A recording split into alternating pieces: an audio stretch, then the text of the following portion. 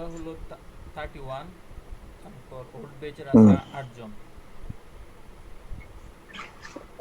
তাহলে 31 8, আর 8 জন। 39। এখনো তো 25 আসছে শুধু। আচ্ছা, যাই হোক, আহ, আমি আমার পরিচয়টা দিই।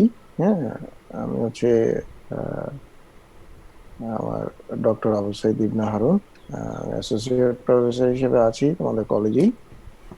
উম, এবং আহ, আমি তোমাদের ডেন্টাল ফার্মাকোলজির হেড হিসেবে আছি। উম, এবং যখন তোমরা ফাইনাল ইয়ারে যাবা তখন কনজারভেটিভ অ্যান্ড এন্ডোডন্টিক্সে ওখানে আবার আমাকে পাওয়া অ্যাসোসিয়েট প্রফেসর হিসেবে। তা যদিও আসলে এই মানে এই ধরনের ক্লাস আমাদের লাইফে মানে প্রথম, তোমরা হয়তো আহ, ভবিষ্যতে পাবা, কিন্তু আমাদের জীবনে এই দীর্ঘ পরিক্রমায় এই ধরনের মানে ভার্চুয়াল ক্লাস আমরা আসলে অভ্যস্ত না, ক্লাস নিয়েও অভ্যস্ত না, ক্লাস কখনো করেও অভ্যস্ত না। কিন্তু মানে যে সিচুয়েশন আসলে আমাদেরকে এখন এই জায়গায় এনে রাখছে আর কি। যাই হোক, খুবই একটা frustrating condition all over the world. সুতরাং এই সময়টাতে ক্লাস চালাই নেওয়া এবং নিজেদের যে নর্মাল জীবনযাপন, এটা যেমন আমাদের সময় বাঁচানোর একটা ব্যাপার থাকে, প্লাস নিজেদের মানসিক মানে যে একটা প্রেশার, এই প্যান্ডেমিক প্রেশার, এই প্রেশারটা ডিজলভ করার জন্য খুব উপকার। যদি আমরা কনসেন্ট্রেশন করতে পারি আমাদের নিজস্ব কাজে, তাহলে অন্তত এই যে একটা প্রেশার, এই যে একটা মৃত্যু ভয়, এই যে একটা মানে অদৃশ্য একটা, আসলে অদৃশ্য সবসময় শক্তিশালী হয়। হ্যাঁ, এটাতে বলার অপেক্ষা রাখে না। কারণ আল্লাহ যেটা যেভাবে মানে আল্লাহর সবকিছুই তো ওনার রহমত বা সবকিছুই অদৃশ্য, এবং অদৃশ্যতা ওনার শাস্তি সবকিছু অদৃশ্য, আমরা দেখতে পাই না, কিন্তু এটা খুব শক্তিশালী ডেফিনেটলি। যদিও আগের মানে আগের সম্প্রদায় গুলোতে মানে আল্লাহ আবাবিল পাখি পাঠাইছে দেখা গেছে, বা ভূমিকম্প পাঠাইছে দেখা গেছে, মানুষ সেভ হতে পারছে। কিন্তু আল্লাহ হয়তো আমাদের উপরে এত বেশি নাখোশ যে এমন একটা জিনিস আমাদেরকে দিলেও, মানে আমাদেরকে পাঠাইলো আমাদের জন্য, যে আসলে আমরা দেখতে পাই না, শুধুমাত্র মানে ওটার ভিতরে পড়ার পরে বুঝতে পারি যে আমরা পড়লাম এটাতে, আদারওয়াইজ মানে দেখার কোনো সুযোগ নাই। আমরা এই সময়টাতে আসলে মানে সবচেয়ে বড় করণীয় হচ্ছে আমাদের মাপ চাওয়া, আমরা আসলে নিজেদের সংশোধন করা, সবকিছু ভালোর জন্যই করে ডেফিনেটলি। প্রত্যেকটা প্যান্ডেমিক বা প্রত্যেকটা এরকম জিনিস আসে, প্রত্যেকটা জিনিস ভালোর জন্য অবশ্যই আল্লাহ আসে। হয়তো মনে করতে পারি যে আমি যদি চলে যাই, আমরা যদি আমাদের ক্ষতি হয়, আমাদের হয়, তাহলে হ্যাঁ ঠিক আছে, এটা খারাপ। কিন্তু যদি আমরা ওভারঅল চিন্তা করি সবকিছু নিয়ে, যে পরবর্তী পরবর্তী জেনারেশন, পরবর্তী পরবর্তী সময়, প্রত্যেকটা প্যান্ডেমিকের পরে পৃথিবী নতুন করে সাজছে, নতুন করে তৈরি হয়েছে, এবং এটাই বাস্তবতা, এটা হয়ে আসছে যুগ যুগ ধরে। আগে এই সময়তে আমি তোমাদেরকে একটা ভিডিও শো করলাম। ভিডিওটা শো করার, আমি জানি না তোমরা বুঝছো কিনা আসলে। তোমরা আসছো ডেন্টিস্ট্রি পড়ার জন্য। আসলে তোমাদের মূল থিমটাই হচ্ছে dentistry. Definitely we are dentist, proud to be a dentist. এটা হচ্ছে আমি দুটা কালার জিনিস কম্বিনেশন করার চেষ্টা করছি। ওয়ার্ল্ড, পৃথিবীটা অনেক সুন্দর ডেফিনেটলি, অনেক কালারফুল ডেফিনেটলি। এই যে কালার, এই পৃথিবীর কালার এবং আমাদের টুথ, আমরা তো একটা দাঁত দেখি, জাস্ট একটা দাঁতের ভিতরটা শুধু একটা কেমন সাদা একটা জিনিস মুখের ভিতরে আছে, খাচ্ছি চবর চবর করতেছি আমাদের, এইটুকু পর্যন্ত আমরা দেখতেছি। কিন্তু আসলে এটা যে কালার, যে কালার কম্বিনেশন পৃথিবীর সাথে অসম। আসলে এই কালার গুলো কোথায় আছে, এগুলো আমরা খালি চোখে দেখতে পাই না, মাইক্রোস্কোপিক। টুথটা অনেক সুন্দর। তো আসলে এই এই জন্যই আমি এটা ওয়েলকাম করা, যে আমরা পৃথিবীটাকেই যেভাবে যে কালারফুলি দেখি, আমরা আমাদের ট্যুরটাকে এরকম একটা কালারফুল, কিন্তু এক একটা ট্যুর কিন্তু আসলে এক একটা পৃথিবী। কারণ আমরা যখন স্যার ধাপে ধাপে ধাপে Sure. স্যার অনেকে ঢুকতে পারতেছে না। আহ, ঠিক আছে, ওয়েটিং ছিল আর কি, ঠিক আছে। তারপরে যদি চিন্তা করো যে পৃথিবীর আহ, আহ, এক একটা, আসলে এক একটা ট্যুর এক একটা পৃথিবী আমার কাছে মনে হয়। যখন মানে আমরা যখন তোমাদের মতো ছিলাম আসলে, তখন তো আর আমরা এত কিছু বুঝতাম না, কিন্তু যখন এটার ভিতরে ঢুকলাম, এখনো আহ, যাচ্ছি আসলে, আর শেষ তো হয় না। আহ, উম, আহ, এই জগৎটা একটা অন্যরকম। যদিও আমরা বলতো আমরা, তোমরা যারা সবাই এখানে আছো সবাই চিন্তা করছো বিপদে পড়ে এখানে ভর্তি হয়েছো, ডেফিনেটলি মানে হয়তো কোথাও ভর্তি এমবিবিএস পড়ার শখ ছিল, হতে পারো নাই, বা ডাক্তার হওয়ার শখ ছিল, হইতে পারো নাই, আসছো আচ্ছা কি করা ডাক্তার অন্তত। কিন্তু মানে উম, আমি তোমাদেরকে এতটুকু বলতে পারি যে আমার আমি তো 2002 সালে পাশ করছি। তারপরে এমএস করছি বিএসএমএ থেকে, 2010 সালে আমি পাশ করছি এমএস। তো এর ভিতরে আমি আমার কিছু অভিজ্ঞতা আছে, যেমন তোমার আমার আলাদা কিছু হবি আছে, হবির ভিতরে একটা রিসার্চ, আমি গবেষক হিসেবে গবেষণা করি। এটা আমার নেশা। এবং আমার প্রায় 20টার উপরে গবেষণা প্রবন্ধ বাংলাদেশ এবং ইন্টারন্যাশনালি জার্নালে পাবলিশড হয়েছে স্টিল নাও। এবং আমার গবেষণার টপিকস গুলা 2015 সাল থেকেই স্টিল, এবারও হওয়ার কথা ছিল ওটা হচ্ছে নেদারল্যান্ডে একটা সেমিনারে অ্যাকসেপ্ট হয়েছিল আমার পেপারটা পাবলিশ, মানে স্পিচ দেওয়ার জন্য। তো কন্টিনিউয়াসলি প্রত্যেক বছরই কোনো না কোনো একটা ইন্টারন্যাশনাল সেমিনারে, ফ্রান্স, স্পেন, ইতালি, এই প্রত্যেকটা কান্ট্রিতে বিভিন্ন ইন্টারন্যাশনাল প্রেস্টিজিয়াস ইন্টারন্যাশনাল সেমিনার গুলোতে আমার টপিকস গুলো প্রেজেন্ট হয়েছে রিসার্চ। তো আসলে মানে এটা বলার উদ্দেশ্য হচ্ছে যে মানে আমার কখনো যদি মানে হিসাব করি যে আমি কখনো আফসোস করি না যে আমি ডেন্টিস্ট্রি কেন পড়লাম। আমার কাছে মনে হয় আমি ডেন্টিস্ট্রি কিছুই জানি না। কারণ হচ্ছে যখন এটার ভিতরে এই কালারটা নিয়ে কেন বললাম, এটা কালারের ভিতরে আমি যখন যাই, বিশ্বাস করেন আপনারা হয়তো যাবেন, আপনাদের এই সময়টা আসবে, আপনারা আমার মতো হবেন, মানে এগুলোর কোনো তাল গোল পাওয়ার মতো না, আপনি শেষ করতে পারবেন না, আসলে শেষ করা সম্ভব না dentistry. Various type of dimension, আমরা একটা দাঁত নিয়ে চিন্তা করতে পারি জাস্ট একটা টুথ, আর যখন এই টুথটাকে আমরা চিন্তা করি একটা world, lot of branch, lot of thinkings, মানে এই জিনিসে যাই হোক। তো হয়তোবা আপনার 30-32 জন যারা আছেন, হয়তোবা আপনারা চিন্তা করছেন যে আমরা কেন আসলাম, কেন বা বিপদে পড়ে আসা, আসলে কিন্তু তা না। এটা এনজয় করার মতো একটা সাবজেক্ট ডেফিনেটলি। এবং ফ্যাকাল্টি অলসো সারা ওয়ার্ল্ডেই খুব, আমি মনে করি যে সারা ওয়ার্ল্ডে ভ্যালুয়েবিলিটি চিন্তা করলে এটা কোনো বর্ণনা দেওয়া সম্ভব না যে এটা কতটুকু ভ্যালুয়েবল। হ্যাঁ, বাংলাদেশের প্রেক্ষাপটে হয়তো কিছুটা ডিপ্রেশন আছে, কারণ বাংলাদেশে সব মানুষদের জন্য ডিপ্রেশন, এটা শুধু not only dentistry but also এখানে ইমাম সাহেবরাও খুব কষ্টে থাকে, কারণ হচ্ছে ভালো কেউ বাংলাদেশে ভালো থাকে না। সুতরাং এটা নিয়ে ডিপ্রেস হওয়ার কিছু নেই। এটা আমার ব্যক্তিগত মতামত যে ভালো কেউ বাংলাদেশে ভালো থাকে না। তো এটা আবারও বললাম আমি। তো সুতরাং এটা নিয়ে কেউ আমরা কখনো ওইভাবে চিন্তা না করি, আমরা এনজয় করি আমাদের পড়ার গুলা, এবং আমরা ডেন্টিস্ট হিসেবে একটা সময় আমরা ফিল করব, করা লাগবে, করতে হবে, এবং আমরা করতে পারবো। এটা বিভিন্ন জিনিস আমাদের চিন্তা ভাবনা, এগুলা ধাপে ধাপে আমাকে পাবেন, হয়তো এই ইয়ারে পাচ্ছেন, আবার ফাইনাল ইয়ারে পাবেন। আমি যখন ফাইনাল ইয়ারে পাবো, আমি আমার যদি আপনাদেরকে আল্লাহ বাঁচায় রাখে ইনশাল্লাহ, তাহলে আপনাদেরকে আমরা তখন বলবো যেভাবে কিভাবে কি। কিন্তু যাই হোক, তো আমি আপনাদের ডেন্টাল ফার্মাকোলজি ক্লাস নেব। ডেন্টাল ফার্মাকোলজি অলরেডি আপনাদের নোমান স্যার সম্ভবত ক্লাস নিয়েছেন, Yes, sir. Yes, নিয়েছেন না? yes, sir. হ্যাঁ, হ্যাঁ, তো নোমান স্যার আপনাদের, অতএব আপনারা ডেন্টাল ফার্মাকোলজি সম্পর্কে মনে হয় কিছুটা ধারণা অলরেডি পেয়ে গেছেন আশা করি।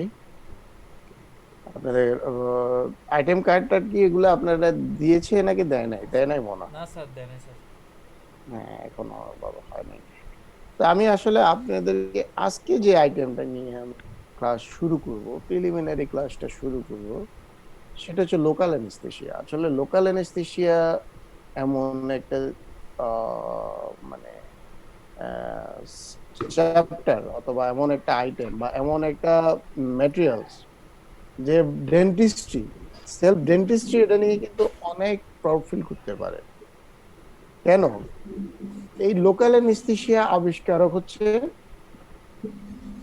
একজন ডেন্টিস্ট, জানেন তো? আচ্ছা, এখন বলেন লোকাল অ্যানেস্থেশিয়া কোথায় কোথায় কাজ হয় ডেন্টিস্ট্রি ছাড়াও? সিজারে কাজ হয়, স্পাইনাল কর্ডে, রিজিনাল যে অ্যানেস্থেশিয়া, ইভেন কার্ডিয়াক অপারেশনেও কিন্তু লোকাল অ্যানেস্থেশিয়া কাজ হচ্ছে। সুতরাং এই একটা জিনিস, ডেন্টিস্ট্রি যেটা ইনভেনশন, ডেন্টিস্ট্রির একটা জিনিস যেটা ডে বাই ডে, মানে জেনারেল প্র্যাকটিসে ডে বাই ডে এটার মানে ভ্যালুবিলিটি সেই প্রমাণ করতেছে। তাইলে আসেন যে আপনাদের কি কোশ্চেন করি যে ডেন্টিস্ট হিসাবে আপনাদের তাহলে কোনো ডিপ্রেশন থাকার কথা না।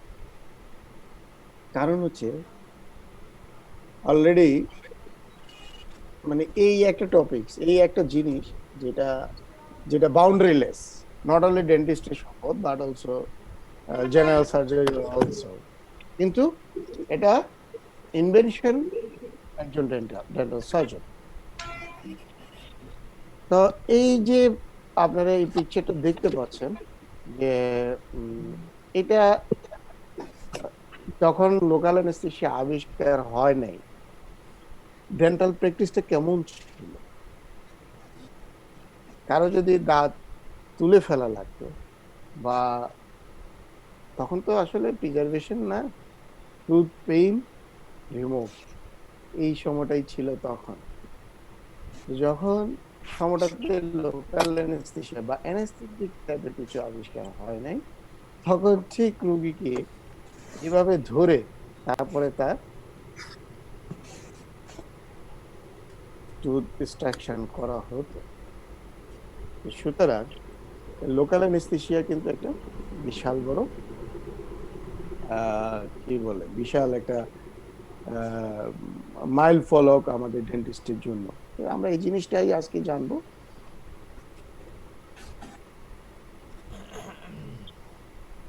তাহলে লোকাল অ্যানেস্থেসিয়া কি?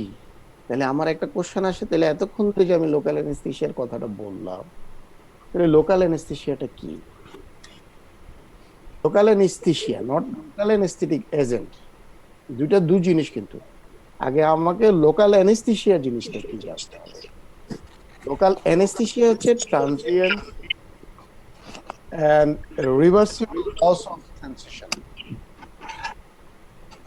তাহলে একটা কথা প্রথম আমি, একটা হচ্ছে transient and reversible loss of sensation. Reversible মানে সেটা আবার পুনরায় ফেরত আসবে, ঠিক আছে?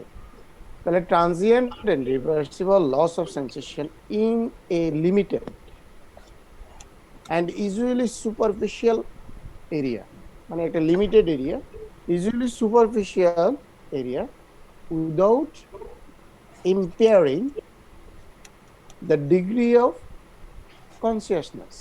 তার মানে আমার একটা একটা পার্টের একটা reverse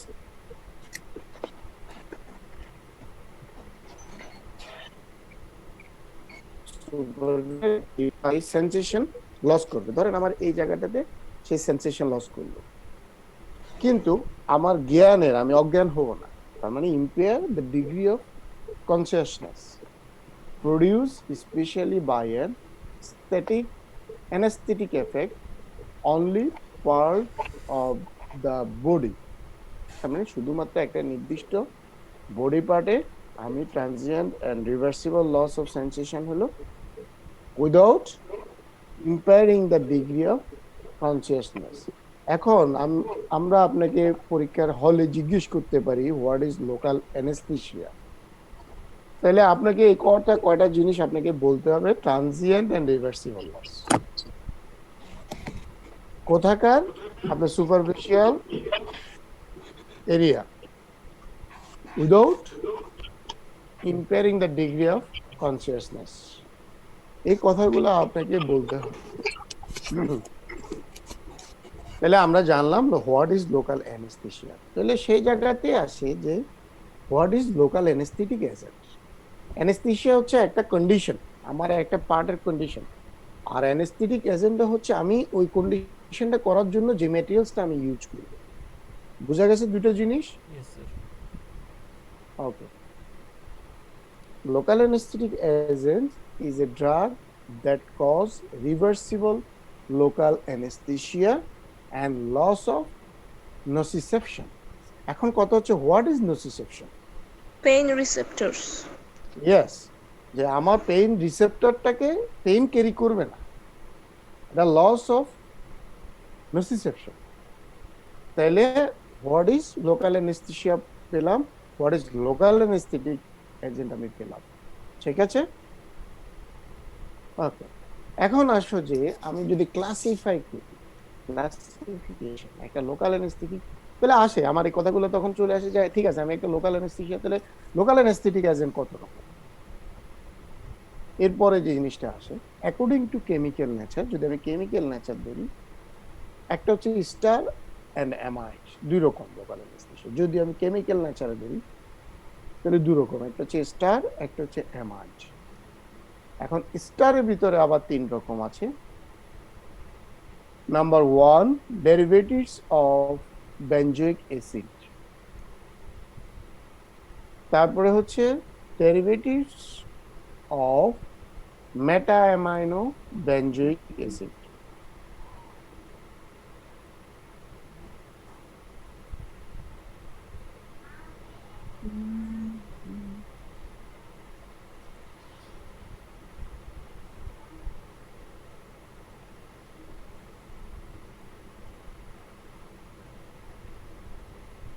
derivatives of benzoic acid, এটার ভিতরে কোকেন, টেট্রাকেন, বুটাকেন।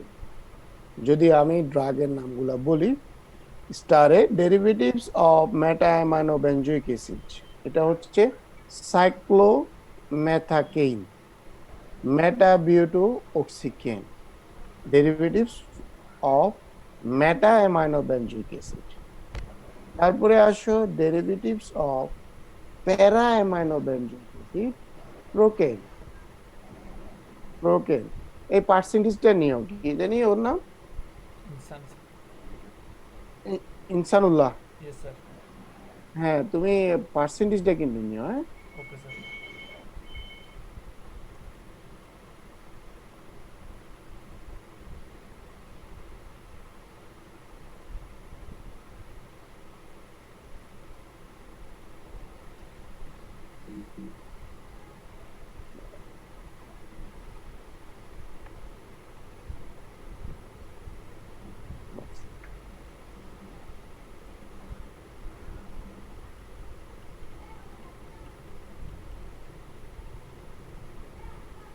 ওকে।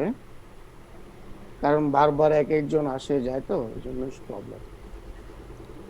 তারপরে আসো যে derivatives of para amino benzoic acid, সেটা হচ্ছে প্রোকেন। প্রোকেন। তারপরে অ্যামাইডস এর ভিতরে আছে লিডোকেইন, ডাইবোকেইন এন্ড মেপিবেকেইন। এটা হচ্ছে কেমিক্যাল ইন নেচার। এখন আসো যদি আমি সোর্স অ্যাকর্ডিং টু সোর্স আমি হিসাব করি, তাহলে ডেফিনেটলি একটা হচ্ছে ন্যাচারাল সোর্স, একটা হচ্ছে সিনথেটিক। কারণ হয় আমি প্রাকৃতিকভাবে পাবো অথবা আমি নিজে পাবো। তো সেক্ষেত্রে যদি ন্যাচারাল হিসেবে হিসাব করি তাহলে একটা হচ্ছে কোকেন, আর সিনথেটিক হচ্ছে nitrogenous, nitrogenous, non nitrogenous and others. যদি আমি নাইট্রোজেনাস দেখি তাহলে হচ্ছে প্রোকেইন, লিডোকেইন অ্যান্ড সিনটোকেইন।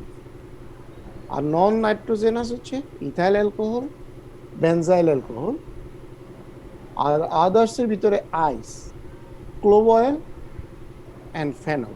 আইস দিলে একটা জায়গায় কিন্তু আইস চেপে ধরে রাখলে আমরা ব্যথা পেলে ওখানে ব্যথার যে কোনো জায়গাতে ব্যথা পেলে আমরা আগে আইস দিই, মানে বরফ দিই। কেন? কারণ ওই জায়গাটা কিন্তু অ্যানেস্থেসিয়া, লোকাল অ্যানেস্থেসিয়া হয়ে যায় কিন্তু। ঠিক আছে, সেই জন্য আমরা এই কাজটা করি। তাহলে আমার according to nature of swords পেলাম।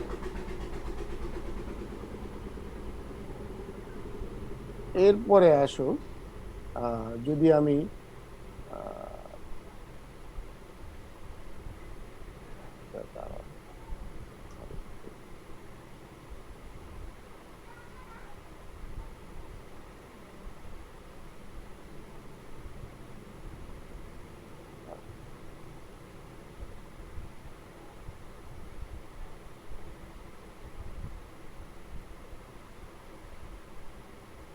According to duration of action, মানে এই অ্যাকর্ডিং টু ডিউরেশন মানে হচ্ছে আমার একটা লোকাল অ্যানেস্থেসিয়া কতক্ষণ থাকবে ইফেক্ট, কি অল্প সময় থাকবে, না একটু মিডিয়াম সময় থাকবে, না একটু লম্বা সময় থাকবে। সে অনুসারেও কিন্তু আমার according to duration of action আমরা ভাগ করি। সেটা হচ্ছে শর্ট অ্যাক্টিং। হ্যালো, হ্যালো, জি স্যার, শোনা যাচ্ছে sir. Okay. According to short acting যদি আমি দেখি তাহলে প্রোকেইন, পাইরোকেইন অ্যান্ড মেফিবেকেন। পাইরোকেনে ভ্যাসোকনস্ট্রিক্টর থাকবে, ইপিনেফ্রিন। লিখে রাখো ভ্যাসোকনস্ট্রিক্টর কি, আমি সেটা পরে বর্ণনা দিচ্ছি। Epinephrine 1:5 lakh, and pyroquine vasoconstriction 1:2,50,000, and mefibekine without vasoconstrictor. And medium acting এটা টাইম হচ্ছে 1 to 2 hours, short acting হচ্ছে less than 1 hour. Lidocaine without vasoconstrictor, proproxicane with 2% procaine, prilocaine with vasoconstrictor. এরপরে আসো long acting, more than 2 hours, more than 2 hours, tetracaine 1:10,000 to 30,000, levonordefrin, mepivacaine 1:20,000 levo, and lidocaine 1:80,000 to 1 lakh। এগুলো হচ্ছে vasoconstriction. এটা হচ্ছে according to duration of action. এখন sir, আসলে রেশিওগুলো কিসের স্যার? হ্যাঁ, আমি বলতেছি রেশিওগুলো হচ্ছে, এটা হচ্ছে ধরো আমার লিডোকেইন হচ্ছে আমার অ্যানাস্থেটিক এজেন্ট, আর এটা হচ্ছে ভ্যাসোকনস্ট্রিক্টর। ভ্যাসোকনস্ট্রিক্টরটা আমি বলেছি হোয়াট ইজ ভ্যাসোকনস্ট্রিক্টর। ঠিক আছে, এগুলো যখন আমি কম্পোজিশনে যাব তখন বলে রাখবো এটা কোনটা কি। ঠিক আছে, আপাতত লিখে রাখো, কারণ হচ্ছে এগুলো এখন বললে বলার দরকার নেই, আমি পরবর্তী আসতেছি এটা জিনিসটা এটা কি। According to mode of administration, in mode of administration মানে হচ্ছে আমি কিভাবে অ্যানেস্থেসিয়াটা দিচ্ছি, কোথায় দিচ্ছি। একটা হচ্ছে আমি লাগায় রাখতেছি সারফেসে, নাকি আমি অ্যানেস্থেসিয়া ইনজেকশন করে দিচ্ছি, নাকি আমি কোনো একটা পুরা একটা জায়গাকে আমি একদম অচল করে দিচ্ছি, সেটার উপর ডিপেন্ড করে লোকাল অ্যানেস্থেসিয়া আবার 3 ভাগে ভাগ হয়, সরি 6 ভাগে ভাগ হয়।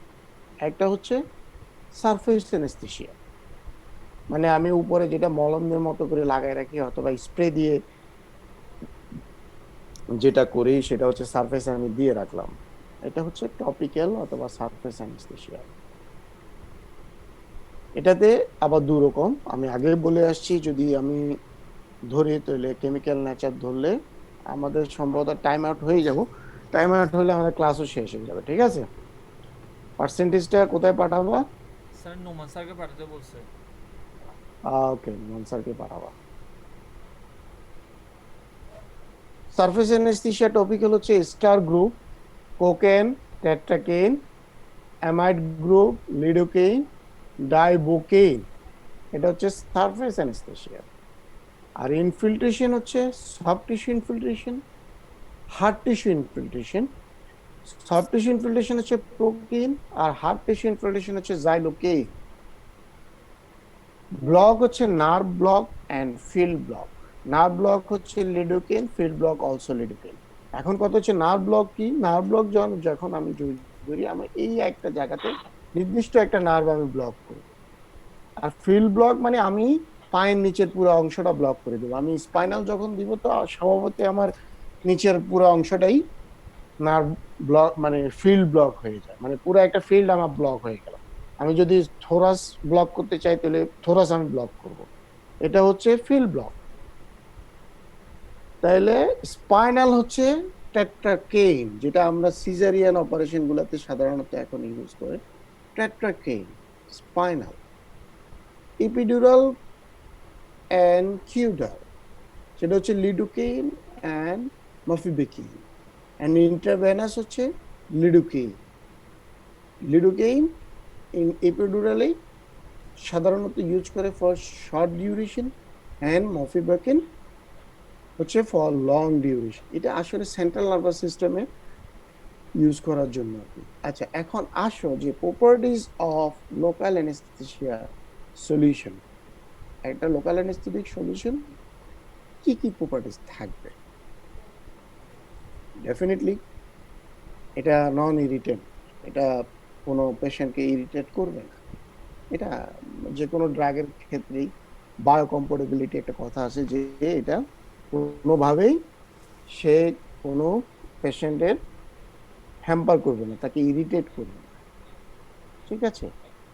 তারপরে হচ্ছে toxic to cause necrosis, slugging, damage, or ulceration of surrounding tissue should not be. Local anaesthesia কখনো যেখানে আমি দিব ওই জায়গাটাকে, ওই টিস্যুটাকে সে নেক্রোসিস করবে না, অথবা স্লাগিং করে নিয়ে আসবে না, অথবা এখানে আলসারেশন তৈরি করবে না, কোনো ক্ষত তৈরি করবে না। তারপরে আসো should not be produce permanent damage to the nerve tissue, কারণ আমরা আগেতেই বলে আসছি ডেফিনিশনের ক্ষেত্রে রিভার্সিবল লস অফ সেন্সেশন। ঠিক আছে, এই কথাটা আমরা আগেই বলে আসছি যে রিভার্সিবল লস অফ সেন্সেশন। তাহলে এখানে পার্মানেন্ট হওয়ার কোনো সুযোগ নাই। তাহলে local anaesthesia should not produce permanent damage to the nerve tissue. তাহলে লোকাল অ্যানেস্থেসিয়া এরপরে যদি আমি আসি, should not produce systemic adverse reaction and local after effects. এটা কোনো সিস্টেমিক ইফেক্ট অ্যাডভার্স ইফেক্ট করবে না। সিস্টেমিক ইফেক্ট মানে হচ্ছে যে কিরকম, মনে করো আমি একটা লোকাল অ্যানেস্থেসিয়া দিলাম, তার ব্লাড প্রেশার বেড়ে গেল, সে অজ্ঞান হয়ে গেল, বা তার ব্লাড গ্লুকোজ লেভেল বেড়ে গেল, বা ফল্ট হলো, যে কোনো একটা কিছু হলো। এই যে সিস্টেমিক অ্যাডভার্স ইফেক্ট রিঅ্যাকশনটা should not be. Local anesthesia should not loss of potency by changing of pH of environment. Local anesthesia pH change of আমার টিস্যুতে pH বিভিন্ন রকম থাকে। আমরা জানি যে আমাদের সাধারণত নিউট্রালাইজ pH থাকে। যদি কোনো একটা অ্যাবসেস হয় বা কোনো একটা ইনফ্লামেশন হয়, ওখানে pH কি হয়? কমে যায়। যেখানে পাস অ্যাকুমুলেশন হয়, pH কমে যায়, অ্যাসিডিক কন্ডিশন।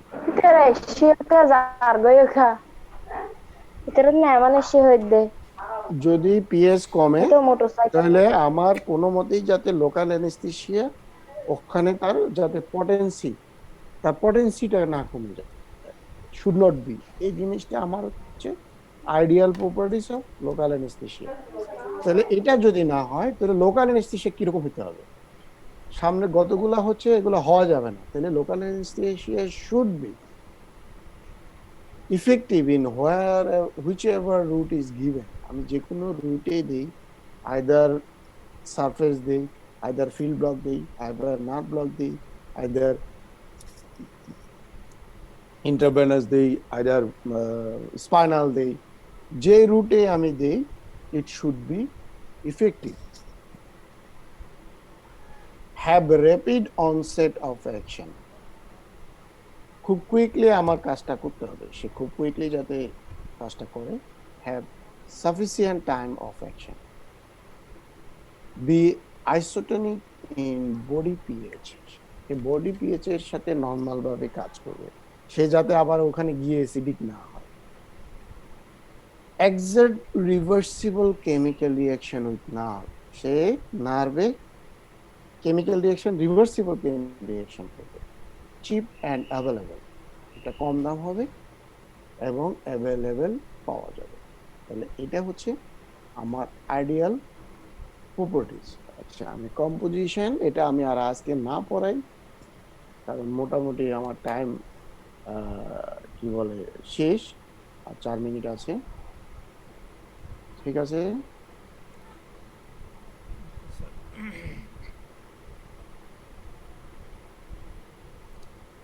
আসসালামু আলাইকুম স্যার। আচ্ছা, ওয়ালাইকুম স্যার। হ্যাঁ